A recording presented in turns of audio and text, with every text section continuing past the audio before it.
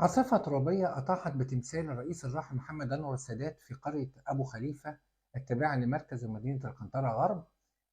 الأهالي تجمعوا وحملوا حطام التمثال. آه، وكانت في حالة شديدة جدا من الحزن، لدرجة إن بعض المواطنين بكوا حزن على سقوط التمثال اللي بقاله أكثر من 10 سنين مقام في قلب مدينة في قلب قرية أبو خليفة. وده بيعكس الشعبية الكبيرة اللي بيتمتع بها الراحل صانع الحرب السادات طبعا، والسلام الرئيس السادات، اللي كان بيعتبر محافظة الإسماعيلية أفضل محافظات مصر، وكان دايما الاستراحة الرئيسية على قناة السويس بتستضيفه، وكان بيستقبل فيها زعماء العالم كله.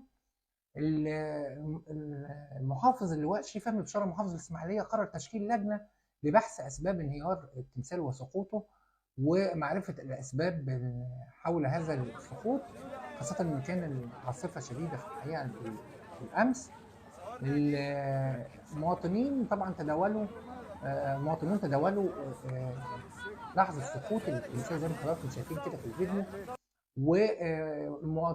وأهالي القرية بيحملوا التمثال وكأنهم بيشيعوه من جديد، وحالة الحزن الموجودة.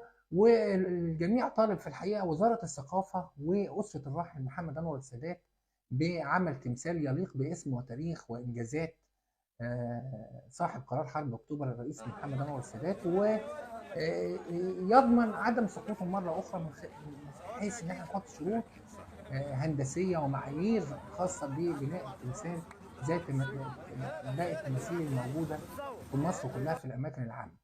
خلونا نشوف التحقيقات هتنتهي لإيه، لكن عايز أقول اللي في المشهد اللي أثر فينا جميعا هو بكاء بعض المواطنين وهم بيحملوا التمثال زي ما حضراتكم شايفين، وحالة حزن شديدة جدا جدا. رحمة الله على صانع الحرب والسلام الرئيس الراحل محمد أنور السادات.